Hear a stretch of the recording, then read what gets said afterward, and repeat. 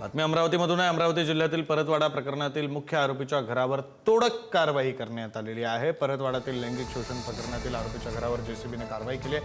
आरोपी अयान अहमदच्या घरावर तोडक कारवाई करण्यात आली।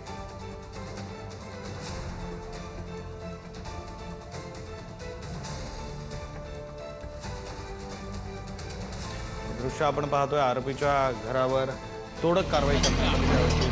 जेसीबीच्या सहाय्याने या घरावर तोडक कारवाई करण्यात आलेली आहे।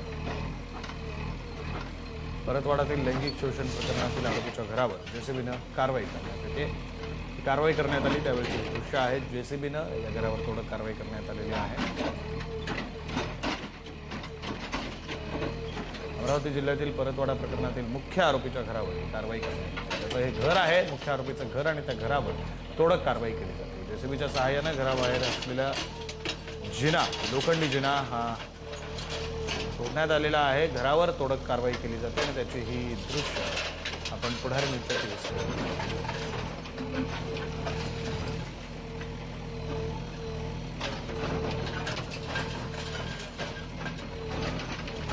आरोपी अयान अहमदच्या घरावर तोडक कारवाई करण्यात आलेली आहे। ज्यावेळी तोडक कारवाई करण्यात आली त्यावेळीचे दृश्य आपण पाहतोय। जेसीबीच्या सहाय्याने अयान अहमद या मुख्य आरोपीच्या घरावर तोडक कारवाई करण्यात आलेली आहे।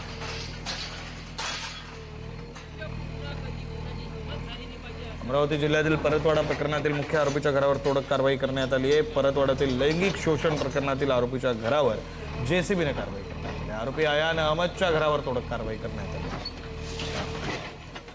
प्रतिनिधी छगन जाधव आपल्यासोबत फोन लाईनवरून जोडले गेलेले आहेत। अधिकचे तपशील त्यांच्याकडून। छगन, विक्रांत, आता जर बघितलं तर आरोपीच्या घरावरती बुलडोझर चालवण्यात आलेला आहे। जो भाग त्याच्या घराचा अतिक्रमित ज्या पद्धतीने त्यांनी अतिक्रमण केलेलं होतं ते अतिक्रमण सध्या तोडण्यात आलेलं आहे। 2 नोटीस त्याच्या घरावरती लागलेल्या आहेत।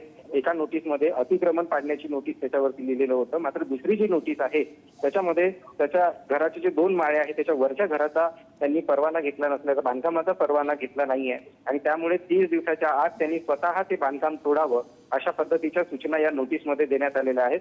30 दिवसाच्या आत जर का हे बांधकाम तोडलं नाही तर मात्र नगर परिषद हे बांधकाम अनधिकृत बांधकाम समजून पूर्ण तोडून टाकेल अशा पद्धतीची सूचना या फलकावरती, नोटीस फलकावरती लावण्यात आलेली आहे। या परिसरामध्ये आज जर बघितलं तर परतवाडा बंदची हाक देखील देण्यात आलेली आहे आणि मूक मोर्चाचं आयोजन देखील करण्यात आलेलं आहे। या संपूर्ण कारवाई दरम्यान जर बघितलं तर या विधानसभा मतदारसंघाचे आमदार प्रवीण तायडे देखील या अतिक्रमण तोडण्याच्या कारवाईच्या वेळी या ठिकाणी उपस्थित होते।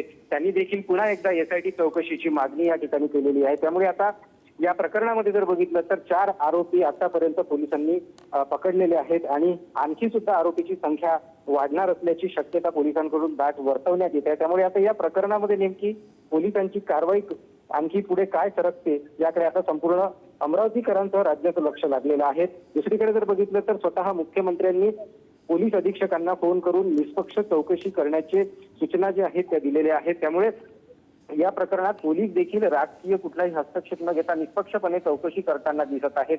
पोलिसांसोबत जर बघितलं तर दंगा नियंत्रण पथकाची चमू देखील या ठिकाणी तैनात करण्यात आलेली आहेत आणि थोड्या वेळातच या अमरावती जिल्ह्यातील परतवाडा शहरात मूक मोर्चा थोड्या वेळात निघणार आणि या प्रकरणाचे संपूर्ण धागेदोरे पोलिसांनी शोधून काढावे आणि कठोर कारवाई करावी अशी मागणी देखील यावेळी करण्यात येणार आहे। विक्रांत, धन्यवाद छगन दिलेल्या सगळ्या माहितीसाठी।